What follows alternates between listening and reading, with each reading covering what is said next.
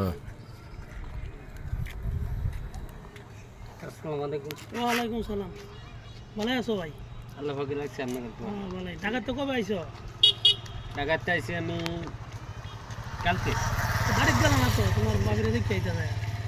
না বাড়িতে সময় নেই তো আচ্ছা যাওয়ার। তা নাও ঠান্ডা ঢাকা। তাহলে আমরা কি হয়? আমার বগ্নিপতি শুরু বোন জামাই। আসসালামু আলাইকুম, ভালো আছেন? ওয়ালাইকুম আসসালাম, ভালো আছেন? জি জি, ওকে। দুধ কত রে কিনলা?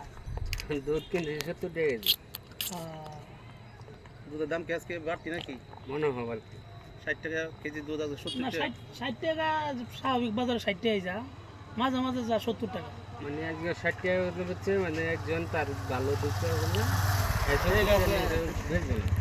1 কেজি দুধ দুজন বাক করে নিচ্ছে। তবু গ্রামের দুধটা ভালো আছে ভাই। ঢাকা শহরে তুমি দুধ খাও, এই দুধ তো তেমনটা সুবিধাজনক না। না তাও তবু 100 টাকা কেজি ওটা। ওটা থাকলে কি ওটা দুধের একটা গল্প আছে। হ্যাঁ। দুধে ভাতে খায় দিনে রাতে, জিনিসটা কিন্তু আর সুস্বাদু। দুধে মতে মাছে বাঙালি আমরা। দুধে ভাতে খায় দিনে রাতে। আর ঢাকা শহরে এমন দুধ ভাই পাইতে না।